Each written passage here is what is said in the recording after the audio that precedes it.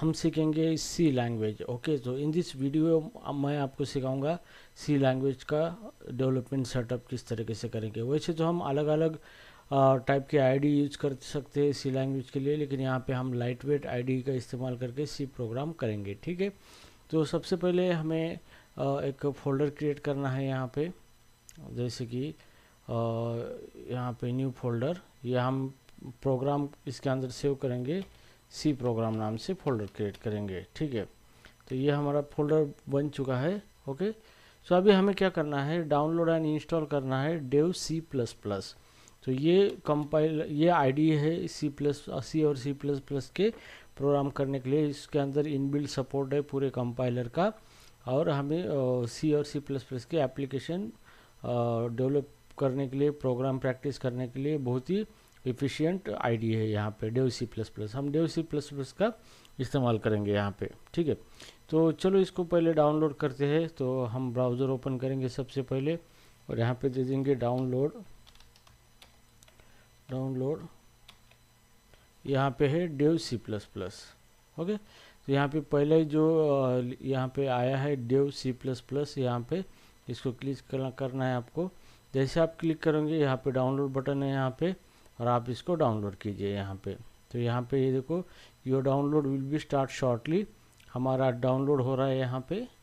और ये देखो यहाँ पे प्रोग्रेस दिख रही है डाउनलोड की। ठीक है, तो जैसे भी ये डाउनलोड हो गया, हम ओपन फाइल करेंगे। ओके, इंस्टॉल करने के लिए जो भी डाउनलोड हो चुकी है फाइल, उसको अभी इंस्टॉल करेंगे यहाँ पे। ठीक है, तो इसको इंस्टॉल करेंगे। तो यहाँ पे ये इंस्टॉल हो रहा है, प्रिपरेशन हो रहा है इंस्टॉल के लिए। तो गाइस, सी एक बहुत ही बेसिक प्रोग्रामिंग लैंग्वेज है, जिसका अगर आपको सी आता है तो आप कौन सी भी प्रोग्राम लैंग्वेज आसानी से सीख सकते हैं। ठीक है, तो आपको यहाँ पे ज़्यादा फोकस करना है। तो यहाँ पे देखो, by default English language select करना है, ओके कर देना है, और यहाँ पे आई एग्री को क्लिक करना है, और यहाँ पे नेक्स्ट कर देना है आपको। जैसे बाय डिफ़ॉल्ट लोकेशन है उसी को बाय डिफ़ॉल्ट रखना है, और इंस्टॉल कर देना है आपको। ठीक है, तो आपका डेव सी प्लस प्लस यहाँ पर इंस्टॉल हो रहा है।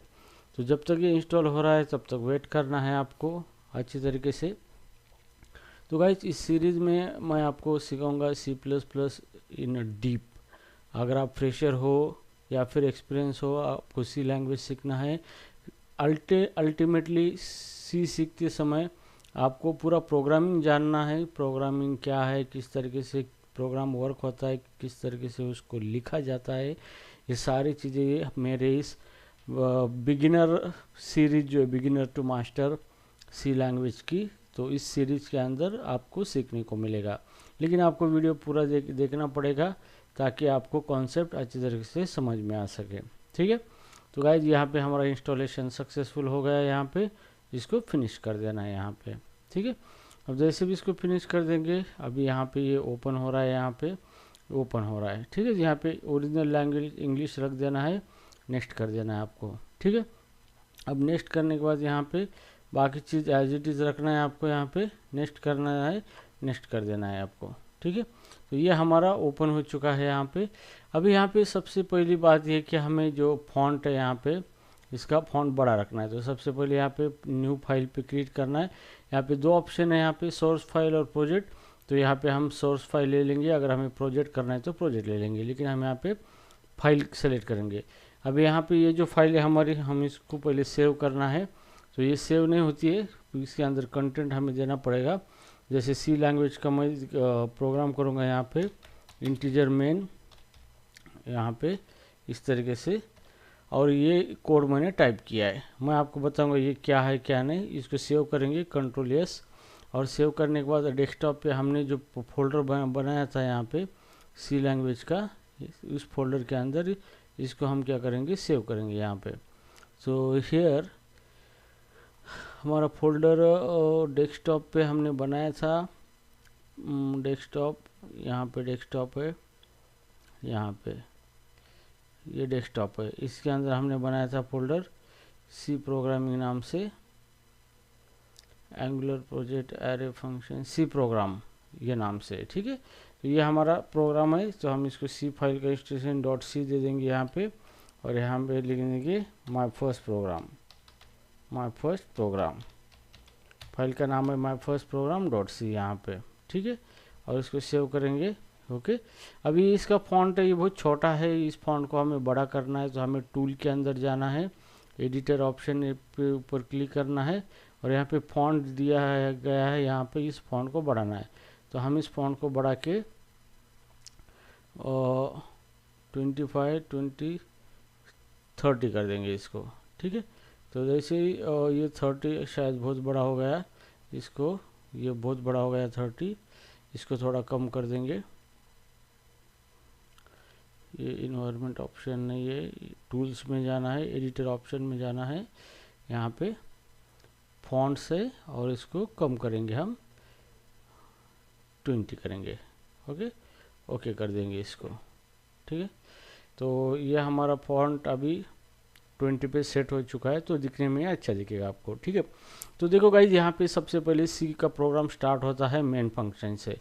तो ये जो मेन है ये फंक्शन है और इसके ये इंट है, ये रिटर्न टाइप है, मतलब ये फंक्शन किस टाइप का डेटा रिटर्न करता है। ओके, तो यहाँ पे ये फंक्शन इंटीजर टाइप का डेटा रिटर्न करता है, मतलब आपका डेटा न्यूमेरिक डेटा रिटर्न कर देता है। तो हम बाद में देखेंगे कि इंटीजर क्या होता है, डेटा टाइप के वीडियो में ये सारे कॉन्सेप्ट आपके क्लियर हो जाएंगे, ठीक है। तो ये यहाँ से आपका प्रोग्राम रन होता है, मतलब मेन फंक्शन के अंदर जो भी कोड है यहाँ से हमारा प्रोग्राम रन होता है। तो main function is the entry point to execute the C program. Okay, तो हमें क्या करना है, इसको रिटर्न करना है, यहाँ पे रिटर्न 0 कर देंगे, क्योंकि 0 का मतलब होता है abnormal termination of a program, ठीक है। तो इंटीजर मेन फंक्शन हमने लिया है और इस फंक्शन ने रिटर्न 0 कर दिया है। ओके, मतलब ये इंटीजर जो लिखा है यहाँ पे, इसका मतलब होता है मेन फंक्शन रिटर्न कुछ इंटीजर नंबर करेगा, मतलब कोई भी नंबर। तो यहाँ पे हमने रिटर्न 0 नंबर किया है यहाँ पे, ठीक है। अभी यहाँ पे मुझे एक मैसेज प्रिंट करना है। ओके, तो मैसेज प्रिंट करना है हमारे स्क्रीन के ऊपर। तो सबसे पहले ये जो प्रोग्राम मैंने लिखा है, इस प्रोग्राम को हमें पहले कंपाइल करना पड़ता है और उसके बाद हमें उस प्रोग्राम को रन करना पड़ता है। तो कंपाइल करना मतलब ये होता है कि जो भी हमने प्रोग्राम लिखा है सी लैंग्वेज के फॉर्मेट में, इसको कंपाइलर क्या करता है कि मशीन लैंग्वेज में कन्वर्ट करता है, जो कि मशीन उसको अंडरस्टैंड कर सके, और बाद में हम इसको एग्जीक्यूट करते हैं तो हमारा मशीन कंप्यूटर इस प्रोग्राम को एग्जीक्यूट कर देता है। तो ठीक है, ये चीज़ें हम बाद में देखेंगे। तो कंपाइलेशन प्रोसेस में पूरा चेक किया जाता है कि हमारा प्रोग्राम सी प्रोग्रामिंग के रूल के हिसाब से सही है या नहीं है। अगर नहीं है तो हमारा प्रोग्राम एग्जीक्यूट नहीं हो सकता, मतलब वो प्रोग्राम मशीन कोड में कन्वर्ट नहीं हो सकता, ठीक है। तो सबसे पहले हमें इसको कंपाइल करना है, तो यहाँ पे एग्जीक्यूट में जाना है और यहाँ पे कंपाइल ऑप्शन है, या फिर F9 प्रेस करके आप इसको कंपाइल कर सकते हैं, ठीक है। तो अभी हमने इस प्रोग्राम को क्या किया है, कंपाइल किया है। तो यहाँ पे कंपाइलेशन स्टेटस मिला है हमको, एरर 0 है, वार्निंग 0 है। तो इसका मतलब इस प्रोग्राम में कोई एरर नहीं है और वार्निंग भी कुछ है नहीं है। अभी हमारा टास्क ये है कि हमें क्या करना है, इस प्रोग्राम के द्वारा एक वेलकम मैसेज प्रिंट करना है स्क्रीन के ऊपर। तो प्रिंट करने के लिए आपको फंक्शन कॉल करना पड़ेगा, प्रिंट एफ फंक्शन का नाम है, प्रिंट एफ यहाँ पे, और इसके अंदर मैं मैसेज दूंगा welcome in C program, C language, welcome in C language, ठीक है। और अब इसको आपको कंट्रोल एस करके सेव करना है, ठीक है।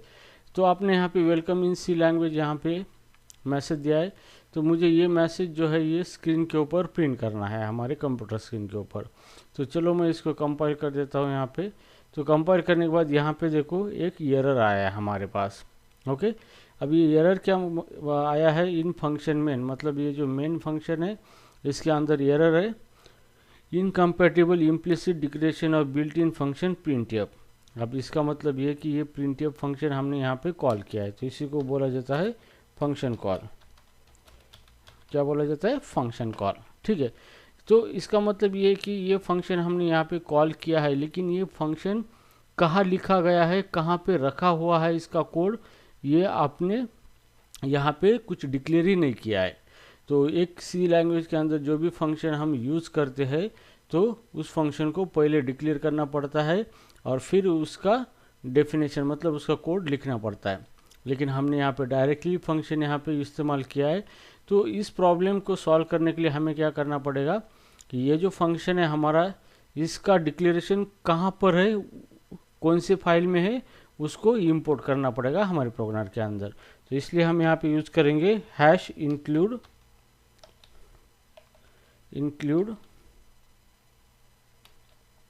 stdio.h। अब ये क्या है, ये एक हेडर फाइल है। यहाँ पे हम इस हेडर फाइल को इंक्लूड करेंगे using directive that is called as hash include. तो ये फाइल जो है हेडर फाइल कहा जाता है इसको। इस फाइल के अंदर ये फंक्शन का प्रोटोटाइप मतलब डिक्लेरेशन रखा हुआ है। तो जैसे ही हम इस फाइल को इंपोर्ट करेंगे तो ऑटोमेटिकली ये फंक्शन क्या होगा, हमारे प्रोग्राम में आ जाएगा, और आने के बाद हम उसको यूज करेंगे इस तरीके से। ठीक है, तो चलो अभी इसको रन करके देखते हैं।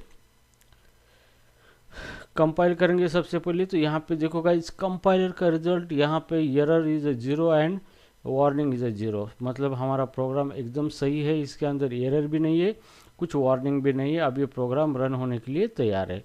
तो चलो इसको रन करेंगे, एग्जीक्यूट रन। तो जैसे इसको रन करेंगे तो यहाँ पे देखो मैसेज आया है वेलकम इन सी लैंग्वेज। तो हमारा जो प्रोग्राम हमने बनाया है यहाँ पे, ये जो मैसेज आया है यहाँ पे, ये मैसेज दिया था वेलकम इन सी लैंग्वेज।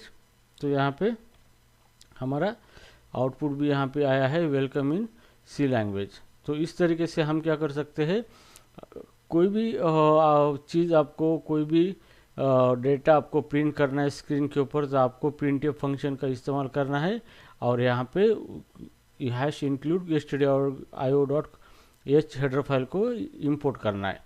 अगर आप इस फाइल को इंपोर्ट नहीं करोगे तो ये फंक्शन आपका एग्जीक्यूट नहीं होगा। तो इस फंक्शन का कोड जो है, प्रोटोटाइप जो है, इस फाइल के अंदर लिखा गया है यहाँ पे। ठीक है, तो गाइज इस तरीके से हम क्या कर सकते हैं, जो भी डेटा स्क्रीन के ऊपर प्रिंट करना है हम प्रिंट कर सकते हैं। तो यहाँ पे आज के इस प्रोग्राम में हमने, आज के इस वीडियो में हमने सी लैंग्वेज का सेटअप किस तरीके से किया जाता है देखा है हमने। तो आपके पास बहुत सारे ऑप्शंस है कि आप अलग अलग आईडीई का इस्तेमाल करके प्रोग्राम कर सकते हैं, लेकिन हम यहाँ पे डेव C++ यूज़ कर रहे हैं। तो ये लाइट वेट है और आपको प्रोग्राम करने में इसमें मज़ा आ जाएगा। ठीक है, so guys, I hope you understand the concept of C program and how to create the program in a dev C++। तो हमारे वीडियो सीरीज का सिलसिला जारी रहेगा, आप जस्ट वीडियो देखते रहिए और सीखते रहिए फ्री ऑफ कॉस्ट। तो guys thank you so much, और आगे नेक्स्ट वीडियो में हम इन डिटेल में देखेंगे आगे की चीज़ें। तब तक के लिए दोस्तों goodbye, wish you all the best.